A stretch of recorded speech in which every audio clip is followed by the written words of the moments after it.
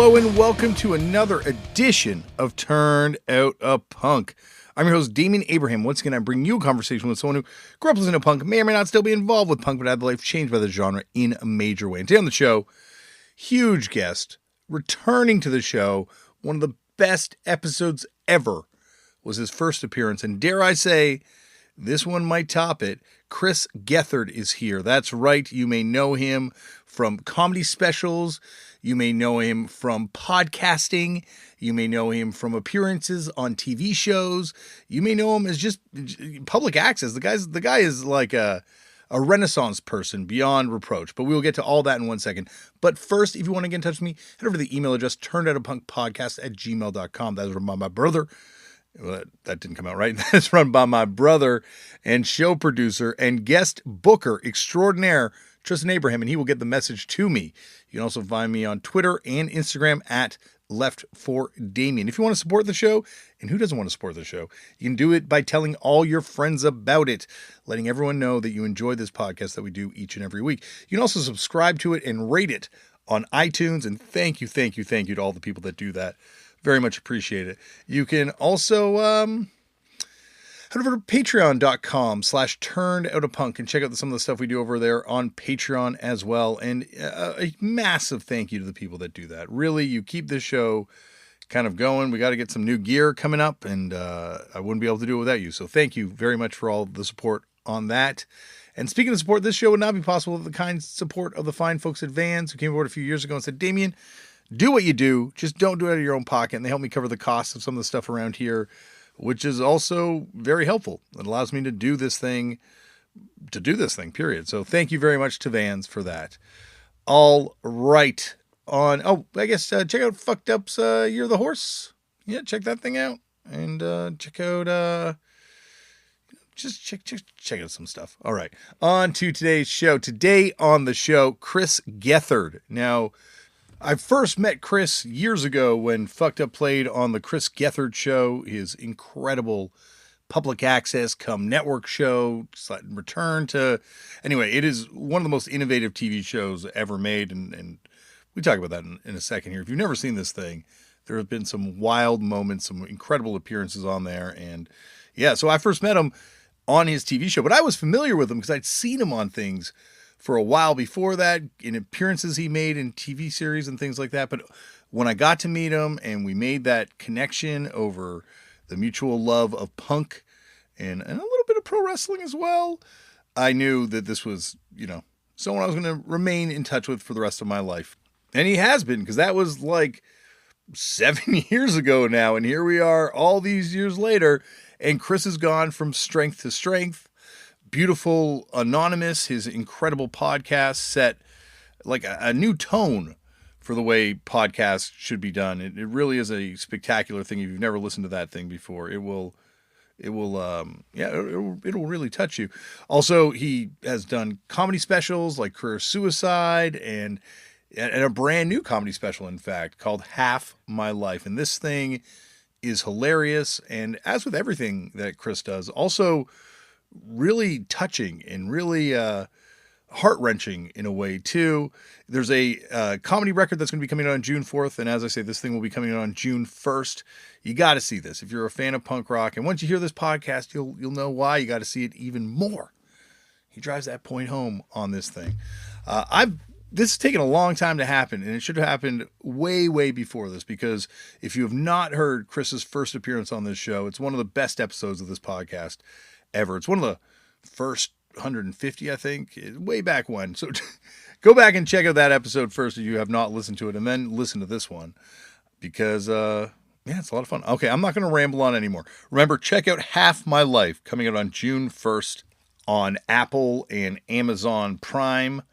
And there's also that comedy record, which will be dropping on June the 4th. And yeah, Chris Gethard, like one of the funniest people ever. One of my favorite guests, and that's about it. Sit back, relax, and enjoy Chris Gethard Part 2 on Turned Out a Punk. All right, Chris, thank you so much for coming on the show. Back on the show. It's I feel lucky to be here. I got very excited when I found out this was happening. Well, it's an honor and a privilege to have you back. And I feel like, as we are just talking off air, you're one of the first people to come on this podcast. And it's so funny because, like, looking back on it now, like I went back and listened to the episode and we talk about Egghead, and John Egghead has been on the show since then. We talk about all these things, that have, come up, on this podcast since then and in our lives since then. So this is long overdue. That's awesome. And I feel like you got to experience firsthand, like, what a charmer John is. Just say, Oh, the best. what an act, what an absolute joy of a person. It's amazing, like, sitting down and talking to him because, like, I'm like, okay, well, he's written obviously a piece of theater about the Ramones, and, like, he plays an Egghead, but then sitting down with him and he starts talking about Underdog and starts talking about all these, like, old New York hardcore shows that he also went to. It's like, oh, this makes perfect sense. Of course he's from this world like all the rest of us. It's so funny too, because I think a lot of, like, the New York scene, and which I was in the circle extended to North Jersey where I grew up. Like, I think a lot of people sort of credit Egghead as kind of bringing pop punk back to New York in an era when there wasn't much. Mm-hmm. And Bowie has a lot of funny, just funny stories about, like, yeah, try being like the pop punk band of guys in matching shirts on a hardcore matinee in New York in the early 90s. Like, just like, oh God, when you put it like that, you guys are brave heroes.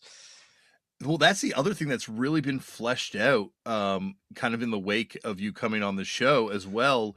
And you kind of brought it up first, but like how harrowing that era, the early 90s specifically, into the mid 90s, and obviously as well as include the late 90s, but like New York was, and the scene in New York got, like, we've had a lot of people come on and talk about this thing, like the Murder Junkies gang, like the after Gigi died, and you actually talked about the Murder Junkies riot when you were on the show, and the wrestling riot. Yeah, But my brother was there for that. yeah, but the fact that, like, after Gigi died, there was like this sort of like gang without a king that's just marauding around the Lower East Side, fucking with people. Yeah, man. I mean, it was, we were raised that generation of people who were kids in the 80s and 90s. Like, I've been thinking a lot lately, and I think now that I have a son, I sit there, I go, man, we were constantly told that there were kidnappers everywhere and Satanists were going to get you. And there were, like, sex cults that wanted to grab kids. And, like, we were all just kind of taught to be scared and have our guard up. Mm-hmm. And I think there was a lot of that, of just like this manufactured toughness, because you felt like you had to watch your own back. And some of the things, I don't know if we talked about this last time I was on. Did I mention that my whole bunch of my friends were at a very infamous show in New Jersey, an Earth Crisis show? I think we did talk about that, the yogurt bombing Earth the Crisis yogurt show. bomb, which since we talked, I had not seen it before that, but there's footage of that show that showed up on YouTube, and it's pretty insane. It's pretty insane. Yeah, like it's something else that's come up on this show, and it's just like, and it's once again being a parent and just being like, oh my God, would I not want my kid to deal with this? But like, just the idea of you go to a show and you're just like, well, someone might beat me up. Like, it's just like, this is a reality that I might get punched. Yeah. Here. And I feel like obviously that's something that's real, but I feel like also at the same time, the way we kind of monitor ourselves and the way we are monitored as well, I don't know if it's really as pervasive a threat now. But once again, I'm not a kid, so I don't know what kids are dealing with. I get the sense that it's like, at least so many of the DIY spaces in New York have closed since last we talked, but that scene really embraced me as kind of their comedian, and it was really cool. It was really, really cool. And I think my old public access show, we'd have all those bands on, and it was just such a good creative relationship between our show and them. And I get the sense from those spaces that it's just so much more based on like an assumption of acceptance and sort of championing of creativity. And I just get the sense that probably people who are in the thick of it, running spaces now, discovering it, going to shows, like spend a lot less time worrying about like what, oh, that guy has a shaved head, what color are his shoelaces? You know, I bet they were just not worried about that as much as we were. I think you're right. I think it's a lot more policed in, and I mean that in a positive way. I don't mean that in the negative Mm-hmm. way. I should maybe pick a different word, but like regulated, I guess is a better word, than it was back then. Like I think shit that was tolerated would not be tolerated now in the same way, like in terms of bullying and just macho stuff. Like it just feels like feels like punk's a lot more like it talks about being now. I think so. And I wonder, I you have to remind me. I should have re-listened to our old episode. I apologize, I didn't. Did I tell you about when I saw? I think this was after I was on the podcast. You guys played the Warsaw in Brooklyn. I think so. I think that was just after. I had an experience there when you just talked about like the bullying and we're talking about like safety at shows. I had one of the most amazing moments of my life, like an actual sort of miracle that I would say it's never happened to before or again. I was watching you, and first of all, fantastic show. Oh, This doesn't need to be the idea of like you guys being great and you being one of the great showmans of punk is it was the best. well, that means a lot coming from you. Honestly, as I've told you before, I'm a huge fan of Thank and you. you've done a lot Thank you. more since we talked last time too. Oh yeah. If so, but I'm like a fan of everything you do, so that Thanks. really does carry a Thanks. lot of weight with me. I'm at the show. I'm loving it. And there's a pit, and that's great. And there's a few, just you could tell a few of these old, like they were older, and a few of these old school New York guys who like went to hardcore shows, and you know, they didn't come up in this generation where things are kind of like regulated and more sort of gentle and positive. And they were sort of slamming into some people. And I'm like, oh, first of all, I'm at a show, so it's cool. I know what I'm getting into, and I know that I can move and so that. But then there were these two guys who were clearly kind of getting off on it, like flinging each other into people and linking arms and like catching momentum. And I was watching them go, okay, these two guys look like they're like looking for trouble. And I was dating the woman who's now my wife, Hallie Bullitt, who punk fans may know as the Hallie Unlovable, Behind the Unlovables, a great band who I was a fan of before I ever met her. And Yes, she absolutely. she at the time had an injured back, and I was very, very protective of her.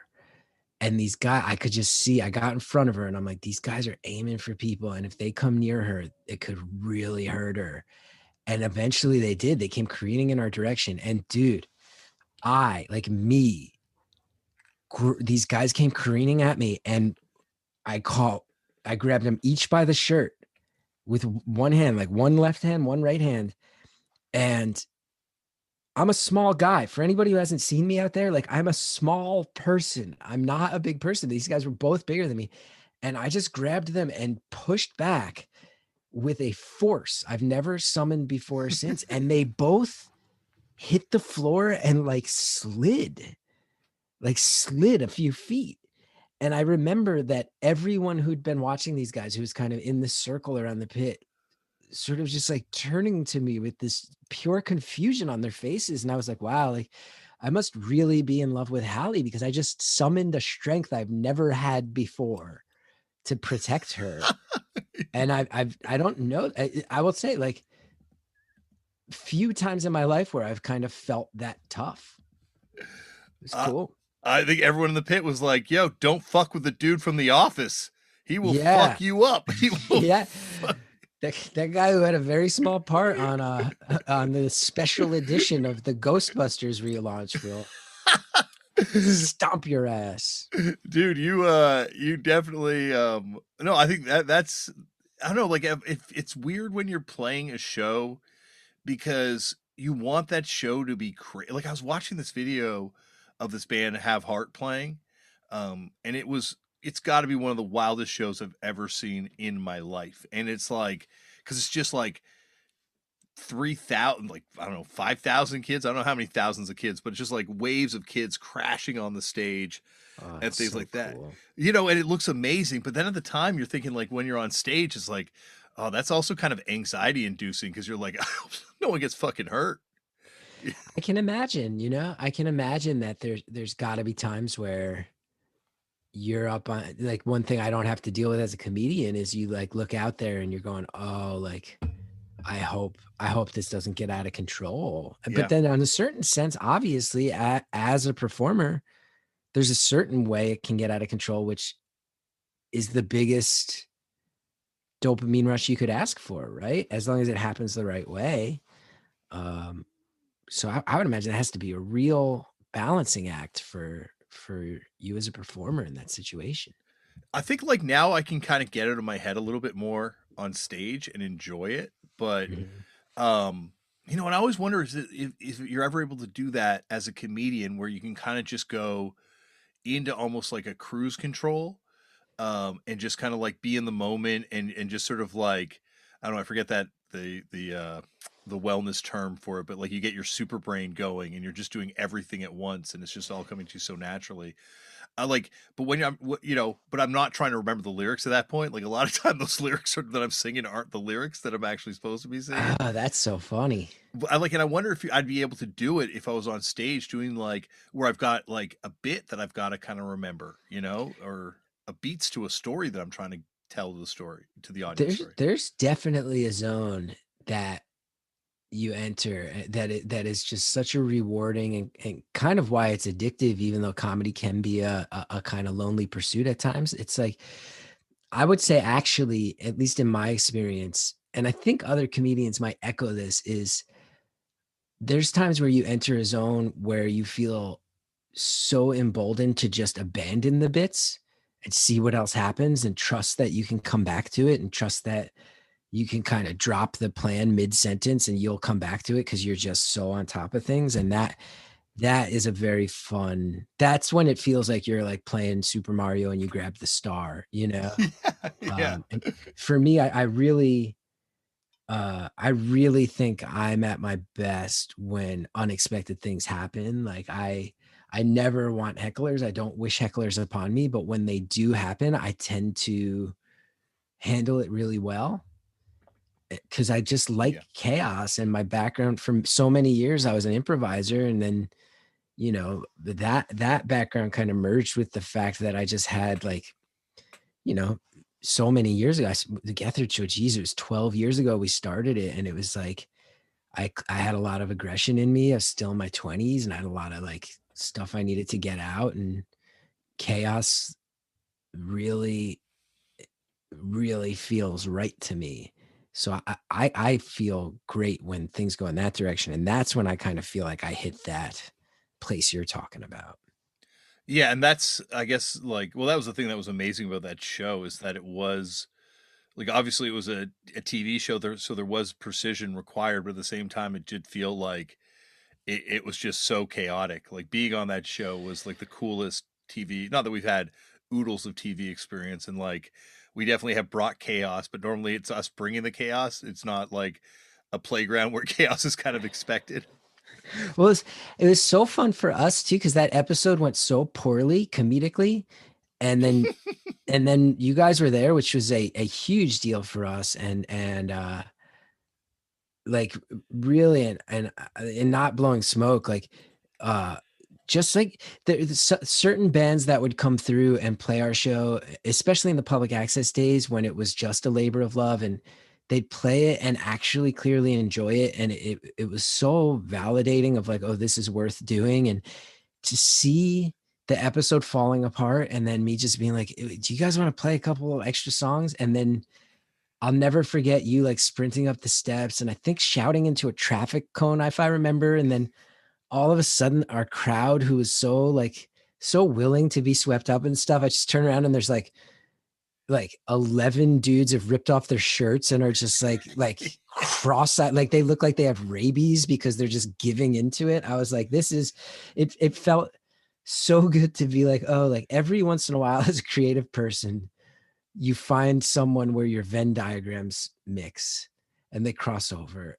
and it's like joy. It's just real joy, like same thing with like you and I both love wrestling, where it's like when I got to Yeah. know Colt Cabana and I go, oh, like you think so similarly about wrestling as I do about comedy, and your place in it and the path you've walked and sort of how to be an outsider and still make a living and cross over into the mainstream from time to time in a way that has integrity. I'm like, I never thought that me and a pro wrestler could have all this shared thing. But then, I think about all these cultures and it's like, at the end of the day, we are kind of we're still like the carnival life people.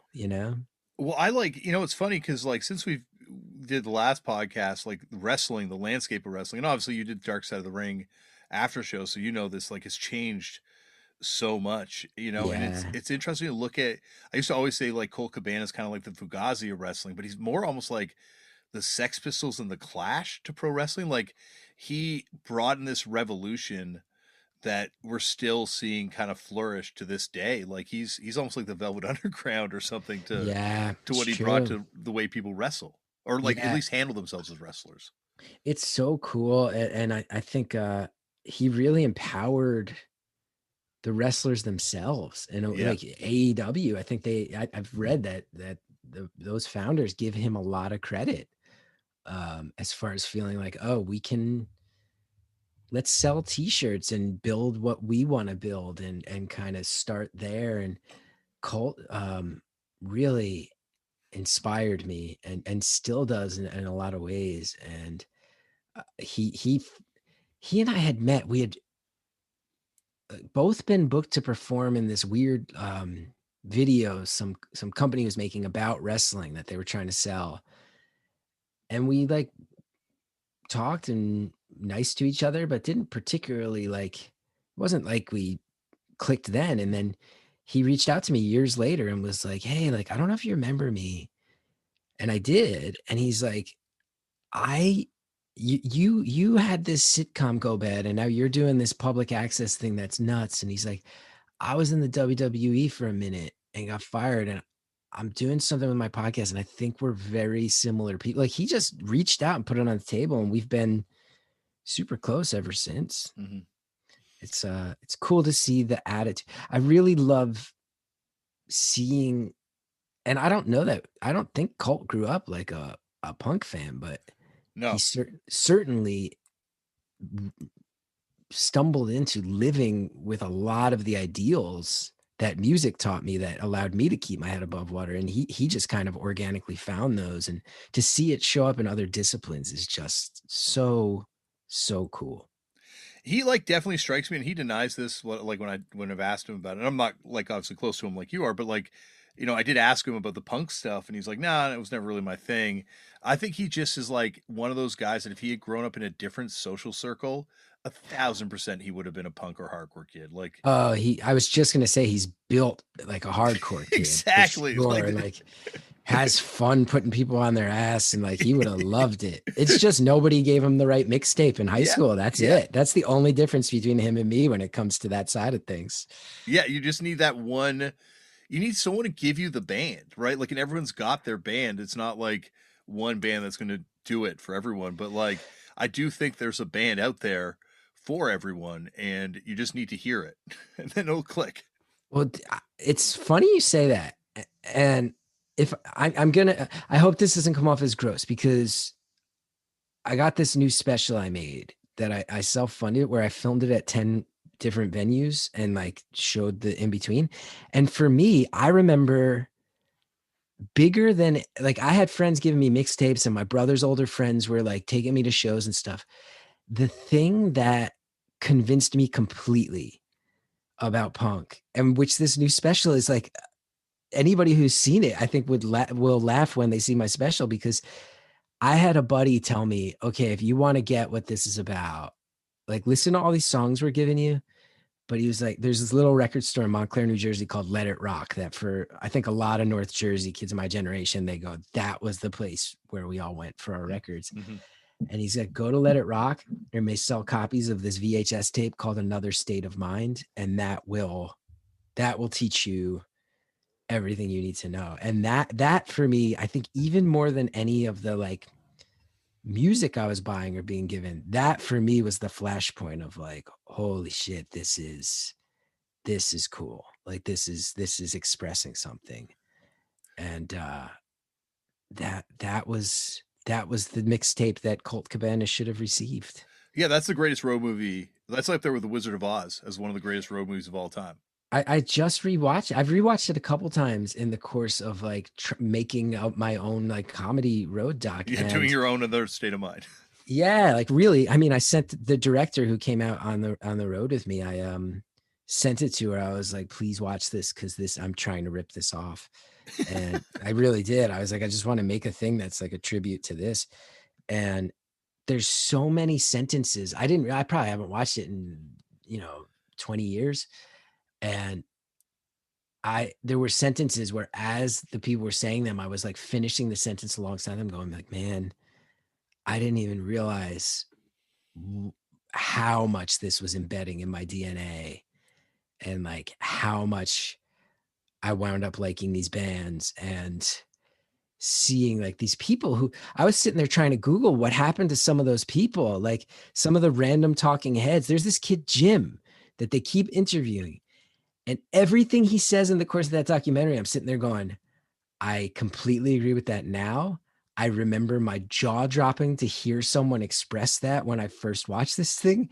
I wonder what happened to this guy. And I've tried to Google him so many times. If anybody out there knows where that guy is and what happened to him, he's just saying all that. He was the one, he's just like, everything about this life that I'm being asked to do presupposes I just want like 2.2 kids and a white picket fence, and I'm ready to pick up where my parents left off. And I'm just not content with that. I'm just not okay with that being and I'm sitting there like, oh my God, like that.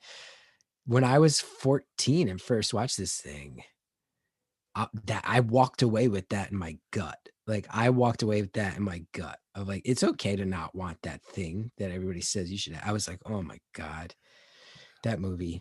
Well, I like, the thing that, blows my mind is if you watch the audio commentary track, they talk about how the fact that they shot hours of footage. They had like that truck full of footage, and that stuff's all been lost. But it's just like, I would talk about wanting a Snyder cut of anything. Could you imagine like a 4.5 hour cut of that with all the other cities they kind of just Oh, gloss over? I would love to see. And so a couple of things I love to talk with you about Another State of Mind. I'm actually realizing this is like a dream conversation for me. It's one of my favorite Same. things, and not everybody like knows that one as well. Um, Couple things is one, I looked up the directors randomly, and one of them has gone on to like write and direct. He like wrote a bunch of episodes of In Living Color and a bunch of Disney Channel stuff. Whoa. I'm like, what? Like that guy, like I forget which one it was, but one of the directors, when you look him up, like he's making like kids TV and like very popular television, has had a long career. Like that's cool. Yeah.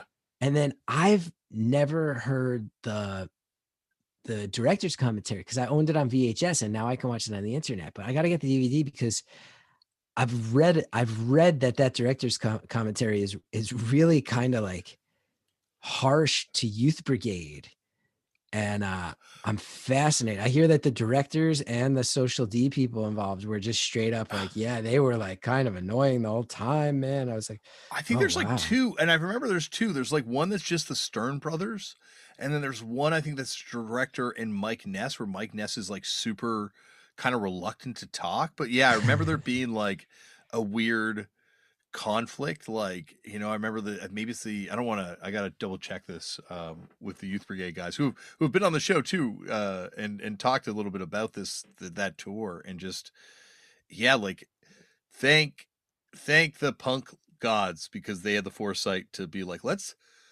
lug a camera crew along with us in another film truck, because that is such an essential document for what touring was like and is still like I Yeah. imagine you're on the road recently and it's still the same. Yeah, it's still got like, and like it's certainly cushier in the modern day, and having had some success and being a comedian where sometimes people like pay for the hotel rooms for me, and like, but still like the same self-questioning, the Yes. same like way that you hit a breaking point when you can't find food you like, and somebody stiffs you on money, and then you still have to be out on the road more days, and you're sitting there feeling like so burned and What am like I kind doing of this for? Yeah, it's tired or yeah. worthless, and it's like, oh, that never goes away. And those guys felt it too. And um I gotta hear that director's commentary. I want to hear both, because I'll tell you too, man, that the first album I ever bought on vinyl was Sound and Fury, Youth Brigade, right? I think that's the name. Yep. And that song Sync with California, I would say, is still a song that I would put very high on my list of songs that have meant the most to me. I feel like that band because, and this is something that comes up on the show, but bands that don't break up or don't ever really like legitimately truly go away tend to be not necessarily revered in the same sort of light. So I think Youth Right, Brigade kind of right. suffers from this, but they tell the whole story of fucking punk. Like have you ever heard their new wave band before they became Youth Brigade? No. They had this band called the Extremes I'm 90% that sure that was like kind of a mask band that would have played with the Screamers, and it definitely has like a cold wave, dark wave kind of vibe, but also like a distinct kind of new wave vibe to it. And they're actually from Toronto originally, Right, right, right. and then they moved down there. But like, yeah, so they were like that band. Then they become Youth Brigade and kind of like help usher in hardcore, and then through the label, and then they become the Brigade and do a song with Jane Wiedlin. I forgot when they became the Brigade. Yeah, like what Was an that like a amazing band. copyright thing with the other? I think it was no, I think they did it because they were going for it a little bit more. If I remember from those records, like or the vibe had changed a little bit, and then they kind of did a comeback to Youth Brigade, almost like a Kiss putting back on the makeup kind of vibe thing. Yeah, yeah. Yeah, I was a big fan, and all the just thinking about like rewatching it and seeing Sean Stern be like, yeah, we're getting stiffed on money. We had to cut everybody's pay. The director's like, what about Unity, man? He's like, you can't eat Unity. Like when you're hungry, Unity. Like, and it's like so funny. And that footage of the woman who wouldn't serve them in the restaurant, let alone those filmmakers. It's a miracle that they got footage of that Minor Threat show where they turned off the PA on them. Dude, what a moment. What I, a I, moment. that's another thing that I was watching it and I go, I had this idealized vision of a punk show in my head when I was a kid, and I'm going to like basements in New Jersey. And I had watched that documentary going, I hope I someday am at a show as cool as that. That was Yeah. the coolest shit in the world, that footage. Yeah. It's the Yeah. best. There's certain moments that just like confirm like yeah, like you're saying, like why do I like this thing? And it's like you watch that footage I was talking about, that band Have Heart playing, and it's even actually the one that really hits me all the time is your story about Toby, Uh, where I still get a lump in my throat it's like talking about it, even like it's just like these moments where you're like, fuck yeah, that's why I like punk, when the microphone goes out and everyone's singing for Ian. That's why I love this thing. yeah. Although I have to ask you too, because I mean, I can say this, whereas you are like a rational and humble person, but like you have put on shows that have definitely been that show for many people. That's one of the things I love about your band is you're one of the bands where it's like, every show is going to be a show that people walk away from going, I can't believe I saw that. And that I don't think people realize too, like that takes a level of like mental and physical dedication. It's so cool, but you've given people that show. There are people in this world who point to you as like that's the one that set the bar for me, and I'm still chasing it, and I want to see that again. That's cool, man. That's very, thank you. Yeah, it's very humbling to kind of hear that. But there's also nights where it doesn't go, and like Oh, right, right, right. I was funny, I was talking with a friend today and he's like, have you ever walked off stage? And I'm like, oh God, tons of times.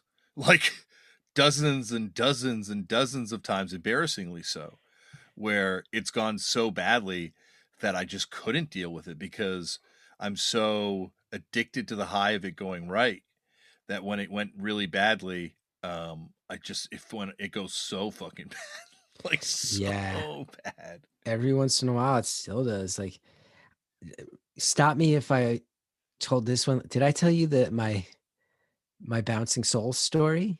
I don't think so. I think it happened since last time we talked, dude. It was the it's the best. It's the best.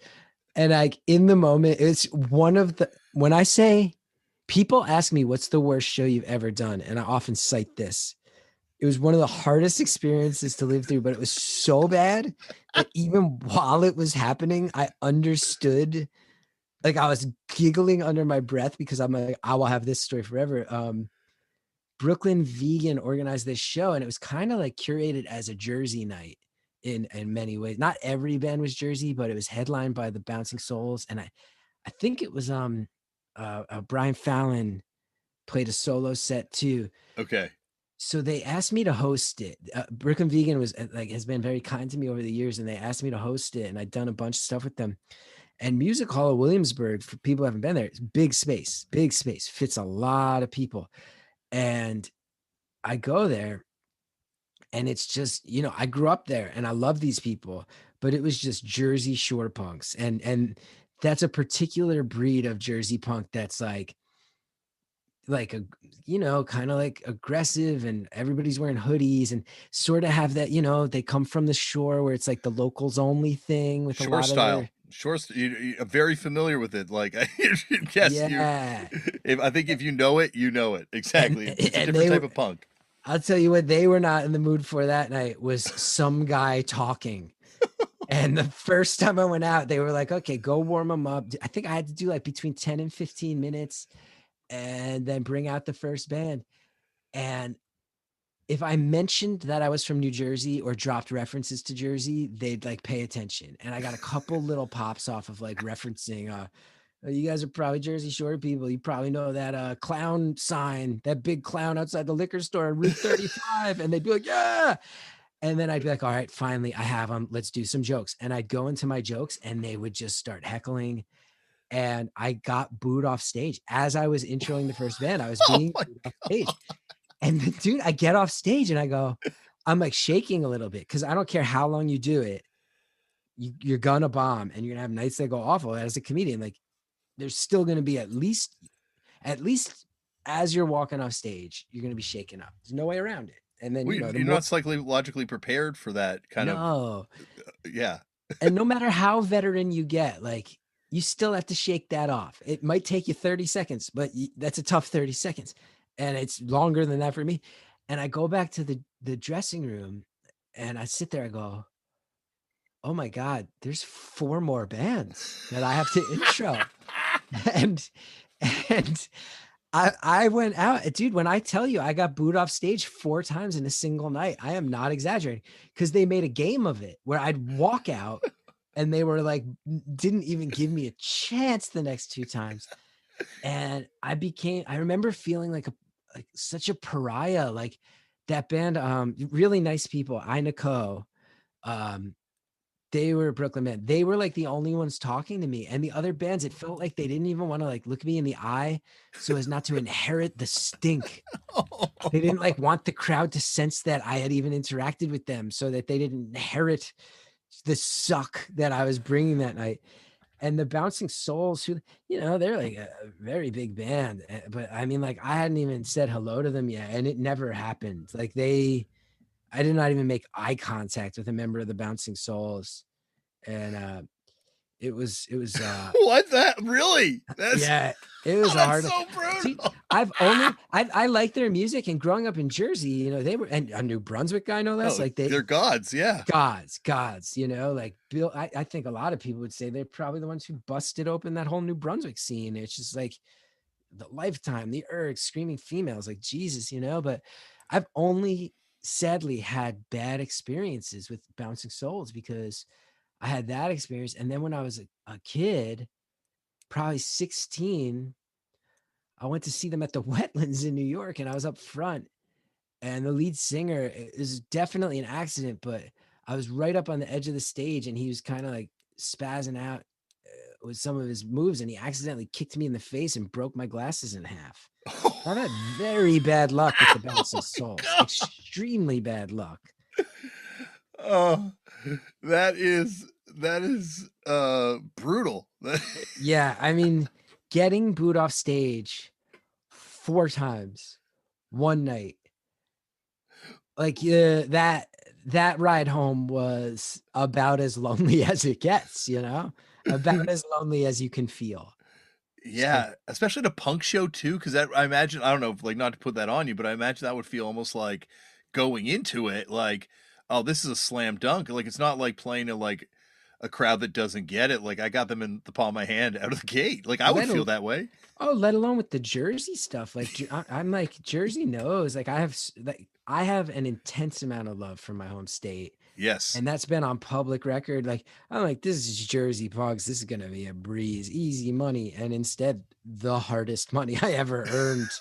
The hardest money to the degree that I felt bad accepting it. And then, dude, Brooklyn Vegan stopped booking me for stuff, and well within his rights because I had that. And then he booked me to host a side stage at Lollapalooza one year in Chicago.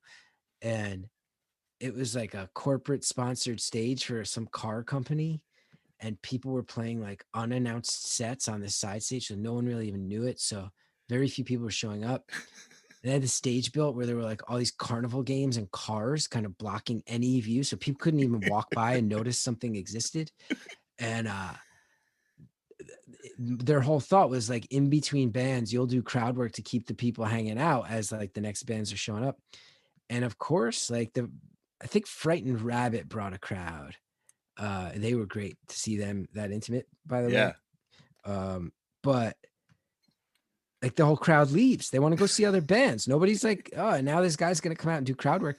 And I went to walk off stage, and not Brooklyn Vegan, like the guy he hooked me up with who's coordinating it, like the corporate guy was like, why are you walking off stage? And I was like, well, nobody's here. I'll wait till people come back. I'll start it up again. He's like, no, the whole point is they'll see the comedian. They'll be like, oh, we can hang out in between bands. I'm like, dude, like there's Was he doing the crowd work to no one?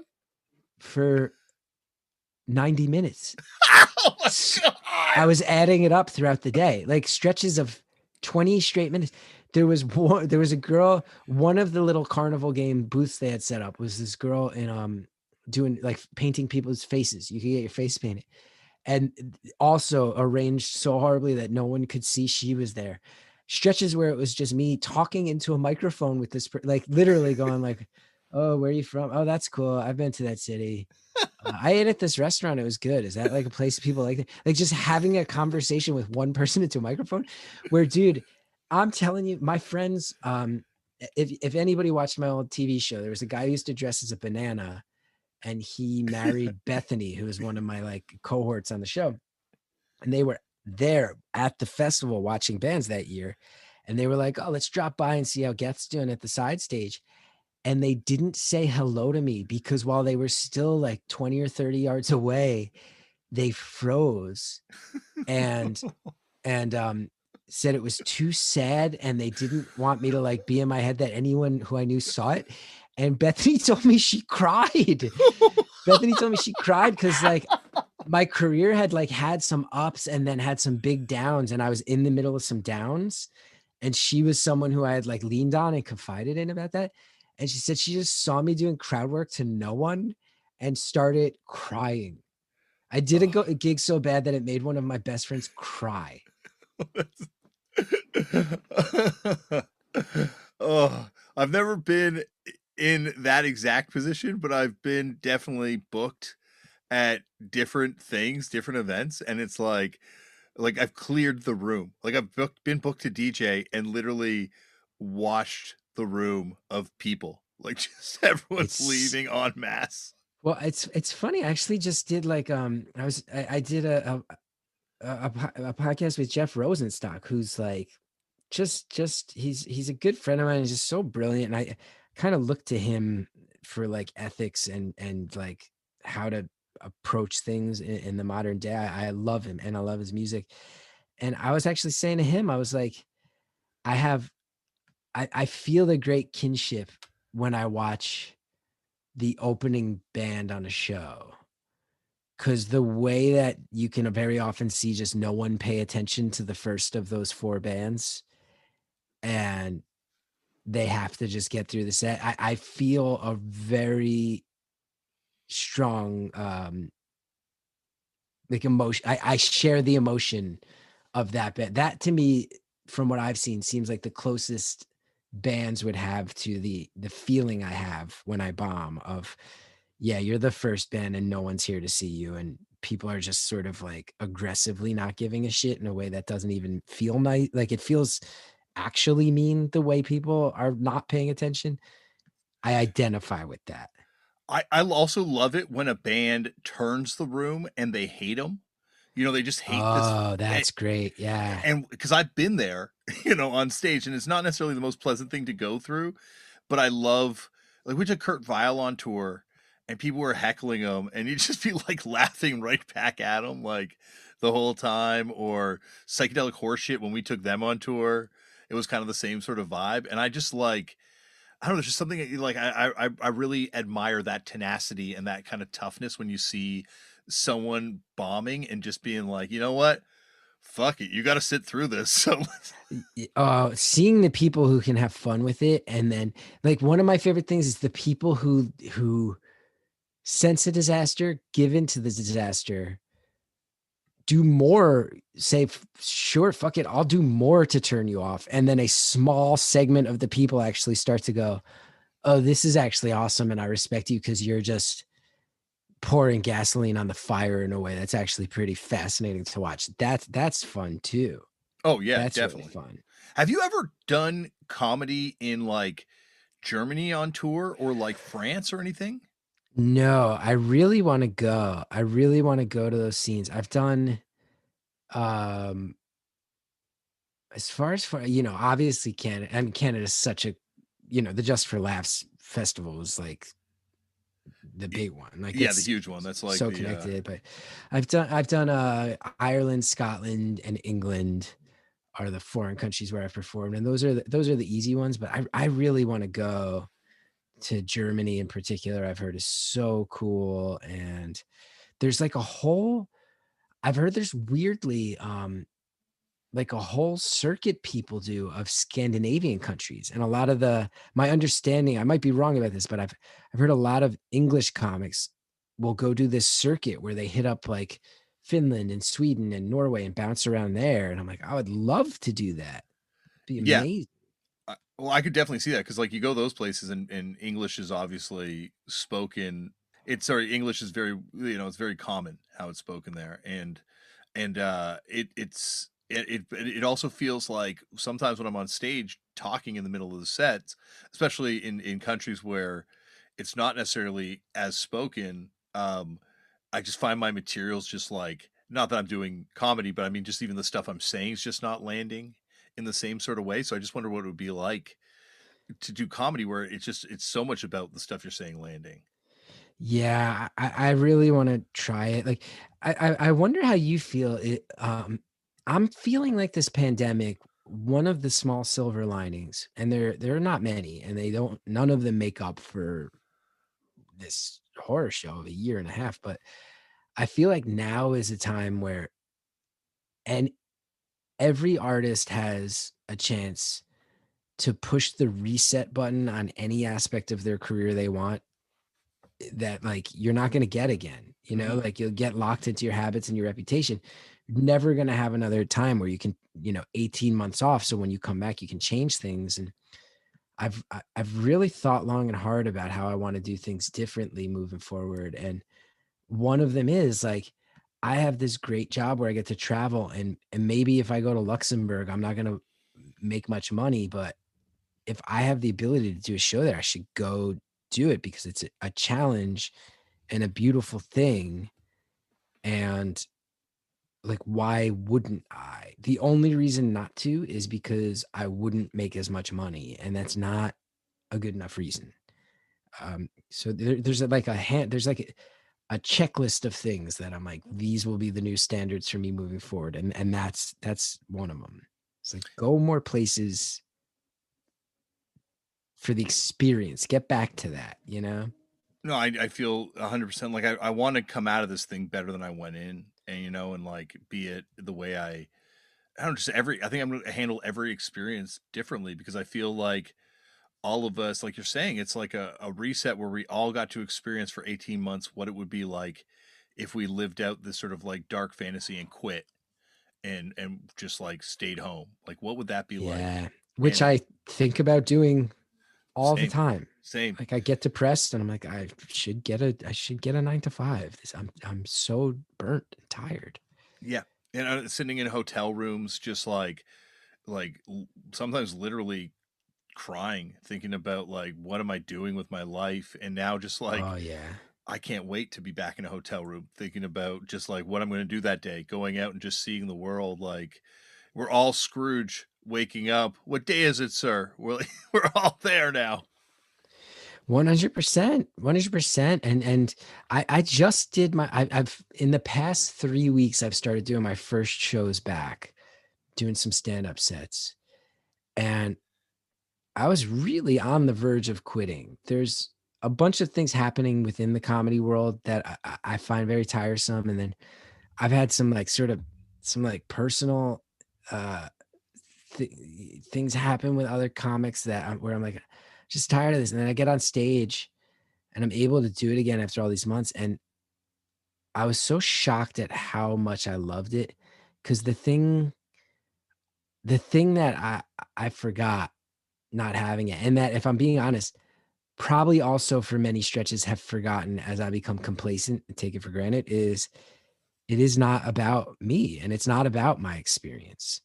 It's about the crowd's experience. It's about, can I get somebody to laugh? And that's a good thing to people like laughing. And if you're having a really bad day and I can get you to laugh, that makes me feel good and like it's worth doing. And I think I had really taken that for granted on some level. And doing a show, like first show back, and to look out and see like there's people right there. I'm seeing their faces. This is giving them something. I'm like, oh, I doubt that I will forget this again because it got taken away. It's like it's never about me. It's never about my experience on stage. When I see comics who make it about their experience on stage, I always find myself put off by it. And I gotta I gotta give something to someone who would pay money to see me. That's like I've got to give everybody in the room something. And that's like something that I'm very, very driven towards in a way that is probably more extreme than I've ever felt it. Yeah. I think that's the thing that like cuz we go on there and you're the same way because you're not, obviously you're on stage persona in the same way that a lead singer is an on stage persona, but it's you, from what I know you to Mhm, be as a mhm. person. So it's really like raw, so when you're going up there and you're having a bad day as a person because you're going up there and trying to be human, like it almost feels like it'd be better to be a wrestler, to be Kiss, or to be, like an Andrew Dice Clay type thing where you're just putting on almost like a character to go out there, Yeah. and then you can just like then you can always make it about the audience because this character is just about serving the audience. Yeah. And you can kind of have your own guard up and feel a little protection, and you can walk away from it when you need to and not be that person. Andrew Dice Clay could probably like not put his hair up and go have a meal and have nobody bother him because they aren't sure if it's him. Like Yeah. some distance there, that's good. But it's just I've always thrown myself into it and been very, very honest, which has great joy. And also sometimes you can feel very exposed. And that's when you wind up crying in a hotel room, right? Yeah. Well, I think that's and that's the hardcore and that's the punk side of things where, even like, and obviously there's always edifice, like as much as the Clash claimed they weren't a rock star band, they were rock stars, and like that's the contradiction within punk rock, but it's always this idea of like you want to be as authentic as possible on stage. Like the last thing you want to be is like a fake. Yeah. It shines through instantly. It shines through instantly. And I have like such such allegiance to the bands that I always perceived as real.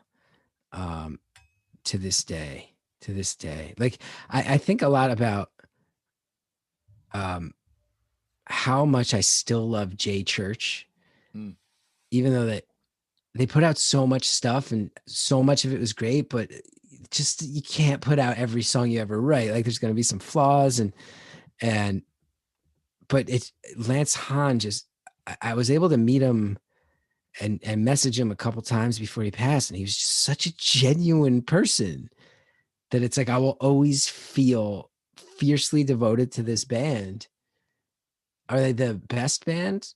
No. Are they a little underrated in my opinion? Kind of forgotten? Yeah. But that guy was such the real deal. Everything he ever wrote that I read in his essays, his songs, his lyrics, I'm like, this dude seems like he's for real. And that carries it so long.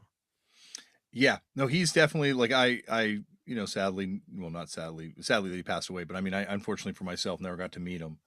But he's someone that, my God, like he was Beck's guitarist, like Yeah. it's Yeah.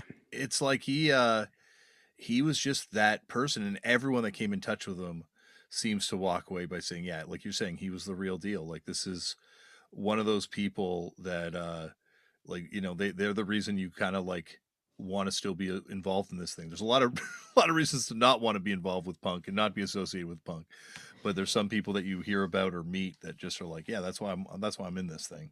Now, you know so much more than me. And I have to imagine, speaking of him being Beck's guitarist, do you know the legend of the Creep is back? No. Oh, this seems like a story you would love. So Lance had Honey Bear Records, which is like his own, his own label where he did like small run stuff and just stuff he was interested in and like super, super small run stuff. And he did a 7-inch series. And if I remember right, it was 100 copies of each 7-inch. That's it. Never will be repressed. 2 or 3 bands on each one. And he had toured with Beck and he put out a 7-inch, and Jay Church has this song on it called The Creep is Back. And then the other band, there's 2 other bands on it on the B side. One of them I forget. And the other one is listed as Mr. Mr. Hanson. Hanson. I do know the Yes. just from like actually after you were on the episode, because we did talk about Jay Church. Did we? On Footnotes, Chris O'Toole and I, we just nerd out about the episodes after they air. We dug in to the Jay Church discography and found this record. But go anyway. I didn't mean to cut you off. Well, Please cut this out if it's no. We didn't talk about this last time. So get on. Please go on. Well, so Jay Church, who I feel like anybody in the 90s would remember, like you couldn't go to a punk record store and not be like, why am I sifting through so many Jay Church split 7-inches? Like, do they just say yes to any band that wants to do a split? There's just too much Jay Church floating around. And all of a sudden, there's this one record that there's only 100 copies of. And Beck has apparently some very, very obsessive fans.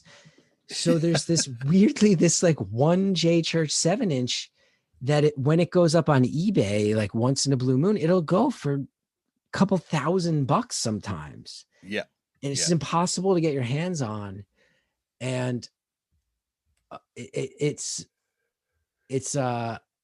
kind of this like weird thing that I think should be more legendary than it is. And I got this buddy named Fid, who's like Jersey punk to the core, big part of New Brunswick for a long time. He's in a band called Hat Rabbits now that are very, very good. And I think he was in the Measure essay, if I remember right. Okay.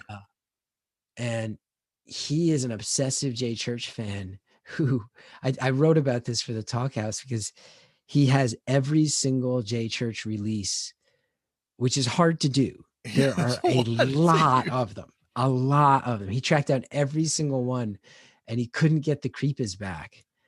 And he was like, I don't even need the 7-inch. He's like, I just can't die knowing that there's one Jay Church song I haven't heard. He's like, I can't have everything this fucking band put out, and then there's one song I don't get to hear. And I'm happy to report that since I wrote about that and kind of aired it out that he was able to procure an MP3 of The Creep Is Back. I was going to say he got the 7-inch. I'm like, oh my gosh, how did he Oh, I think afford he that? did. He may have. I think eventually, if I remember right, Joe Steinhardt from Don Giovanni Records either had one or knew someone who did and was able to arrange getting it to fit. I think he now does have every record Jay Church ever was a part of, which I don't know how many people are able to claim that in the world, because it's just Oh, it's like hundreds, hun- hundreds of records. hundreds.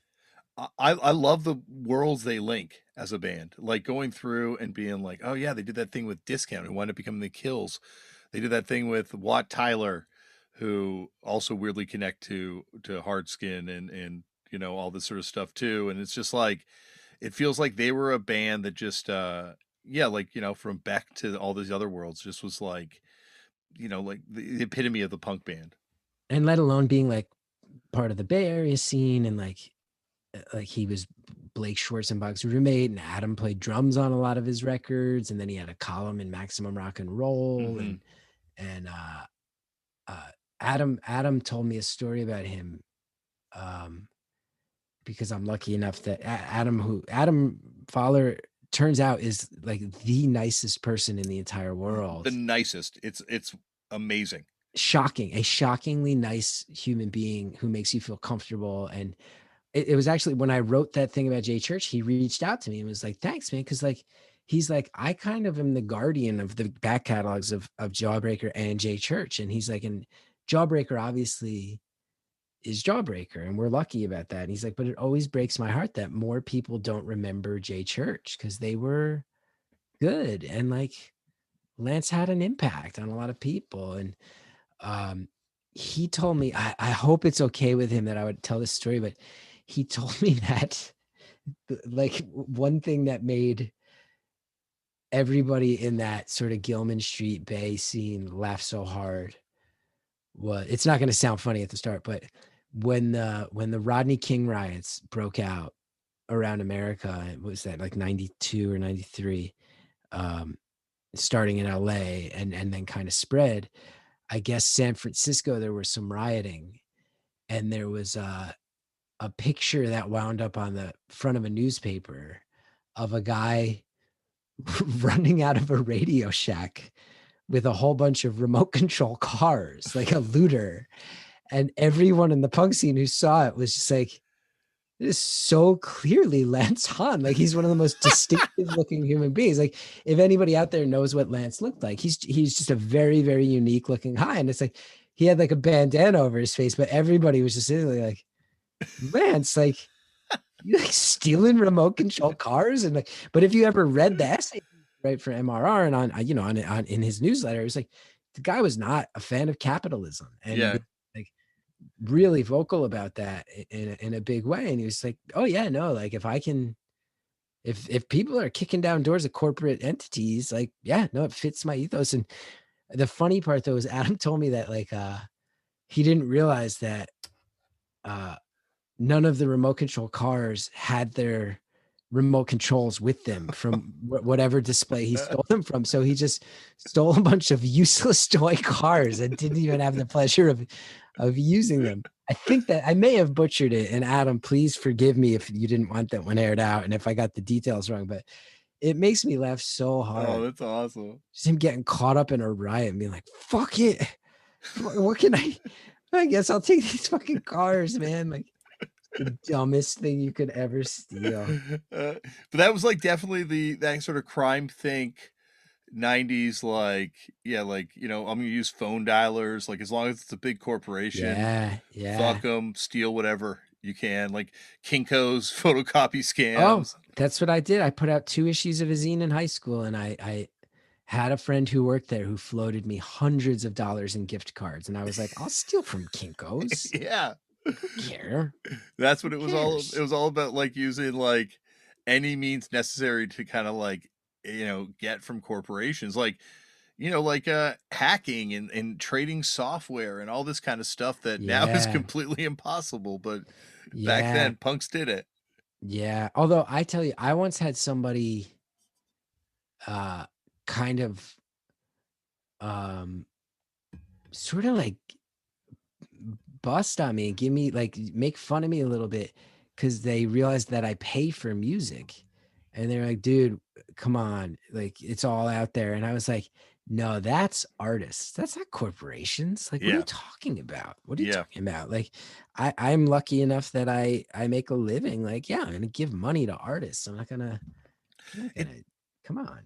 Well, it's just so weird because the one thing that in this tech world that there's no room for is humans, and the idea that like there are these human creatives out there that are creating these things. It's like no, like it doesn't matter what you're doing anymore. It's just like this piece of content. And like I feel lucky as a musician because there still is that yearning from a large segment of music fans to like support the people they're getting stuff from. But like you look at careers in entertainment that have a lot less social capital, like actors in porn films, like how much are these people being Yeah, fucked over by the tech world now? yeah, yeah. It's true, and even in podcasting, which I'm sure you've read about, like some of the companies are managing to join the entertainment unions now. And I find that very cool to see like, Yeah. oh, people are starting to look for some protection and not get totally backed into corners and taken advantage of in the way that entertainers often do. And I hope that keeps happening because it's just so easy to be taken advantage of and they will do it in a heartbeat. I really feel like this podcast is just so far out of, obviously you're a very successful podcaster, but like I feel like my podcast is so far out of the world of like podcasts that it's just like, yeah, I'm like, oh yeah, there are people that like broadcast these things. There are networks and stuff for these sorts of things now. Like I still feel like I'm like, trying to put this together on a Kinko scam, or something. Like Yeah. even with the big name attached to the sponsorship, believe me, it's a lot more it's a lot more duct taped together than it looks from the outside. And I mean, you and I both started enough years back that we were still in that, still in that phase of like, yeah, no, you can just have an idea, buy some mics, put it out there. People might find it. And now, I mean, Spotify is buying up tons of podcasts. Earwolf is part of Stitcher, and that's where my podcast is. And they just got bought out by SiriusXM for many, many, many millions of dollars. And you look at that and you go, okay, that's cool. And this medium is leveling up in a way that's unbelievable, but it's also very corporate now. And maybe it's time to think about, you know, is there any way that this could count towards my health insurance and my pension like my acting jobs do? Yeah. Like it's a whole new thing that there aren't any rules for. And we might need to, as artists, really draw some lines and team up and say, no, like much like actors did back in the studio system, like we gotta team up and say, you don't get to spend $50 million buying out a company and not adjust what that means for the artists too. It's not okay. Well, like as a musician, I think the way we get paid for digital stuff is ridiculous, right? Oh But as a yeah. podcaster, it's criminal because we don't get like, and I don't mind providing this thing for free. I love it, but it's a lot of work, you know what it's like. It's a lot of Mm-hmm. fucking work to do this shit. And the reality is like I am generating capital for the people that put my podcast up for people to listen to. And like the fact that Spotify doesn't pay us like a musician royalty, it seems kind of fucked up to me. Like the fact that we don't get like, Do they not pay anything for their podcasts? no, I don't get anything from Spotify or any of these people That's that, crazy. because like I'm doing the same thing for them that my band's doing, Yeah, like, absolutely. but I'm doing a lot more consistently. Like I'm putting out 2 or 3 a week now, like it's just crazy to me that like you're right. Like we do need to stand together because we should be getting whatever percentage of a percentage of a percentage that a musician gets for what we're doing. Yeah, it's it will never end. It will never end, right? Like if some dickhead with millions to spend can take it out of my pocket, he will. Yeah. He will. I just think it's like so romantic to look back on the period we've been talking about, the 90s, where you did have this moment where it did seem viable that there could be an alternative economy set up. And it now Yeah. it's never, now it's never going to happen. Well, like with I wonder like I think the cryptocurrency crowd is trying to start that, and that's like interesting enough. Although I find it baffling, and at times like I'll like read up on it and be like, what are you talking about? But I also again like it loops back around. Like I love that we're talking about this stuff because I'm at a point as a comedian where I'm going. I think I might be lucky enough to be in a position where I can like build my touring career moving forward outside of the usual venues where comedy happens and some of the places that are a little more problematic, and be a little bit less around some people who I find problematic. And maybe, that's one of the nice things about the music scene embracing me is like the whole DIY, I won't say shadow economy, but sort of like off the grid, um, and ethically with different priorities economy. Like they let me participate in that. And that's a huge thing for me that keeps my head on straight. Yeah, you're like one of the first people that came on from comedy and really kind of like set this tone that there's like this like separate world of punk informed people that have come up through comedy that, have just kind of like carved their own lane in this thing that's completely outside of these chain comedy clubs and this 2 drink minimum circuit, like where, these people have like, Ian McKay'd their own, comedy worlds. Like, and I mean, this, when I say these people, I mean you too. I got to double down on it and get back to it because I do think I lost sight of it for a while. Um, I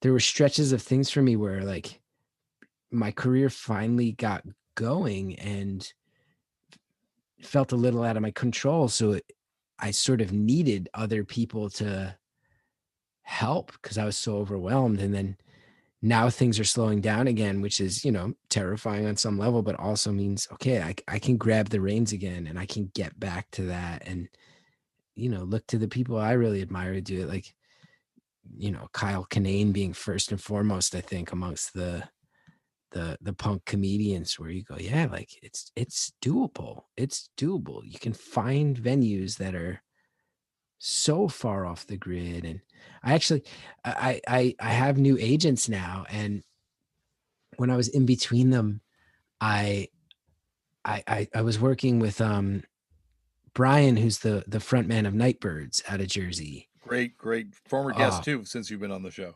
he is, yeah, I listened to it actually. He's great, and he's a good talker, man. Knows how to get a yarn out there.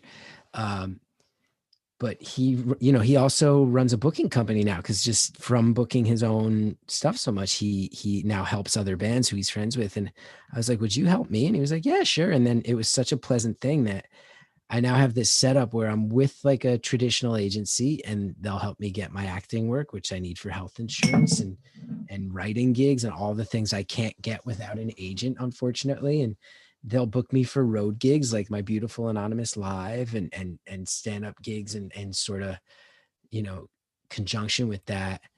And then he and I are having a lot of fun where like then what happens is I'll get in touch with him and, we'll be like looking at the emails of like, okay, so the agency has me in Cleveland on Friday. And he'll be like, okay, I got this place in Dayton that's this record store that has like a stage in the back that no one really knows about. And they only sell 1/3 of the tickets, but everybody in town knows that if you show up and you buy a record, he'll sell you an extra ticket. And I'm like, it's the best. Let's do that. Like he booked me one of my first gigs back is going to be a backyard barbecue in Binghamton, New York. I'm like, yes, yes, yes, yes, yes. Like he's just finding me like all the cool, weird stuff that the traditional comedy world doesn't even know exists. And I'm like so blessed to be able to have it both ways.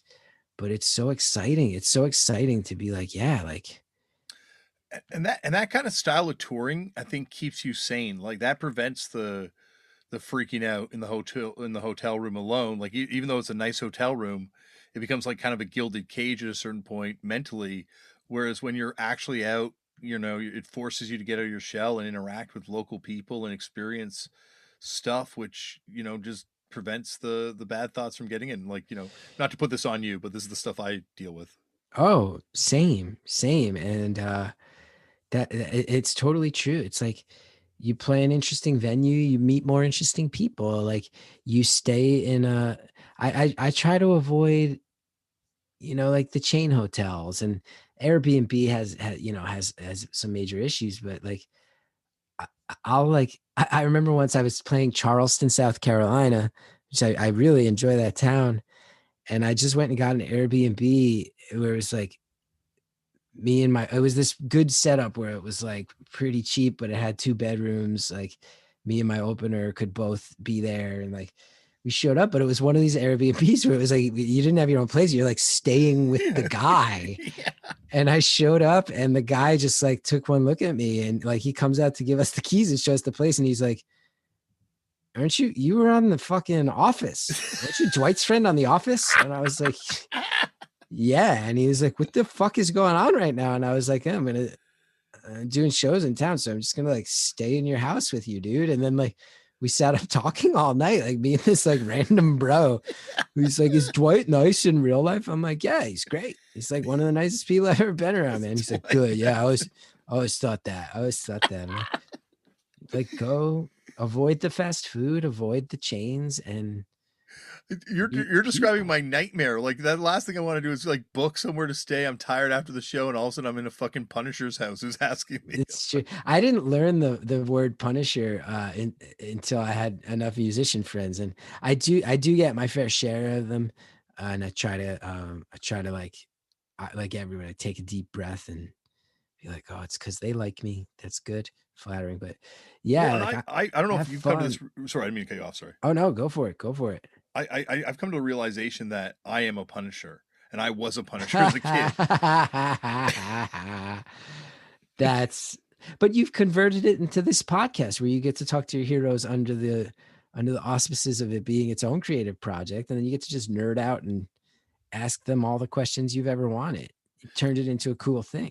Yeah, I'm the Charles Xavier of Punisher mutants who just have found a way to like Mm. channel my Mm-hmm. powers into Mm-hmm. something positive. Mm-hmm. Well said. Well said. I really do feel though a kinship with the Punisher now in a way that but I still would not want to stay with one. Yeah, I mean, that one was an outlier. I was like, here we go. But he's pretty nice and he gave us some good food because he liked us. But I just like it. Like, can I stay in a place that feels more local? Can I eat in a place that feels more local? Can I play a venue that is not a comedy club? Can I, another thing I learned from the punk scene is like, all right, let's include a local comic. Like if people are coming out to see me and they're not the usual people in this town who would go to a comedy show, let's get somebody from those local comedy shows so we can see what's happening in their city. Like keep it local, keep it small. That's something I lost sight of a little bit. And I really am excited to get back to it because I think it'll be good for my soul. And I'm looking forward to it. Well, this, Chris, has been amazing for my soul. And anytime you want to come back here and be punished, please know that Jersey is always welcome here. Thank you. Not everybody says that, so that means a lot. And I gotta say, like, I've had the pleasure where you and I have like, ran into each other. I think it was at Montreal, like ran Yeah, into each other there. we went out for breakfast with my cousin who's a huge fan of yours as well, and it was a very fun day in Montreal that day. Yeah, and I just really hope that we have some more random run-ins as things get back to normal, because it's a real joy. And like I said, like I point at like a guy like Colt Cabana, or like there's this juggler comedian named Marcus Monroe, where I'm like, oh, I'm friends with this juggler, and I have so much in common. And I feel like you are one of those people who I also feel like, oh, like there's a certain spirit to this that I feel a kinship with you on, and I hope we get to run into each other again. I cannot wait. I cannot wait to hang out with you in person. Oh my god. Yeah. Yeah, it'll be a joy. There'll be some weird city where you guys are playing, and I'll be bombing across town, and then I'll come and cry on your shoulder. Yeah, I want you to get topless and get on my shoulders again. Oh, I would love it. I would love it. I would love to just be. Was it? Oh my God, my blank. Was it? Which Scott was it? Boss Tones, who had a guy who was just there to dance. Yeah, the boss tone. The Be. boss tone. I'll be your. I want to be that guy who just shows up and dances. I'll That just would be amazing. skank for your entire hour and a half song and never stop. And if people start booing you, I will come out and brain them with the microphone stand. Yes, yes, yes. It all comes full. We'll make it a great combination of my emo sensitivity and an old school like hardcore matinee show. It'll be the best. Thank you, Chris, for coming on the show. And you heard right there, Chris will be back for a part 3 at some point in the future. Hopefully it won't take like 5 years this time. Hopefully we'll do it a lot sooner. I know we will do it a lot sooner because, I'm making a promise to myself right now. So I make that promise that you're going to check out Half My Life on June 1st and check out the record on June 4th. And then I will also promise you that later on this week, I will be back for another episode because the fun never stops here at Turned Out a Punk. Coming up later on this week, from Welsh Gods, Super Furry Animals, Griff Rhys is here on the show next week or next episode. And believe me, this is a doozy. This is a great one in celebration of his new book, which is an incredible book, a really fun thing to read. Resist Phony Encores. And when you see it, you'll know why I said it's a really fun book to read. I'll talk about that more next week. I'll get into it. Anyway, Griff is here. You will not want to miss this one. An incredible conversation, incredibly thoughtful person. Like really, he drops some real astute points about music and punk, and you'll hear it on the show. But also, you get to hear me really, really struggle and fail miserably at the pronunciation of a lot of Welsh band names and Welsh language words. And yeah, it's embarrassing. So tune in for that. And also, Griff is incredible as well. All right, that is it. Remember, as always, Black Lives Matter. The lives of Indigenous people matter. We need to protect trans kids. We need to help trans people protect themselves. We need to stop hate and violence towards Asian people. God, we just need to just smash fascism, just get involved, get informed, read up on what's going on in this world. Like, just read on what's happening in this world. There are things that are happening every day. Every day. I don't go into too many details because I don't want this to ever seem dated when you're listening to it, because I'm sure whenever you're listening to these episodes, these things are still pertinent and relevant. So read up on what's happening in the world around you. Get informed. Donate money if you can to organizations that are doing good work. Donate your time, volunteer your time, show up to protests and actions for things you agree with, and yeah, just get involved. Smash fascism. We got to do it, because this isn't political shit. This is not political stuff. This is just human rights. The basic, fundamental human rights that we're talking about right here. Sign your organ donor cards, because by the time they look for those organs, you don't need them. You're dead. Just like, get these things out of me. Well, hopefully you're not dead, because they need you to be a little bit alive to get those organs out. But anyway, just donate them. Just donate them, because it can help. It really can help someone. Give them a new lease on life. And I'm talking from experience of witnessing that happen. So please. But please also create your own culture. Start a band, start a fanzine, in the words of Tony Erba. But do anything. Just write a story. You don't have to show people. It just can help with your own mental health. Speaking of things that help with your own mental health, I've found that meditation's been helping me. Maybe it'll help you too. What's the worst? Just give it a try. Just give it a try. And that's it. I guess that's all we have. I will see you on the next episode. Stay safe. I love you. Listen to Oil and Flowers with Buddha Blaze and myself. You find it wherever you find podcasts. Search for it. And I'll see you next episode. Bye.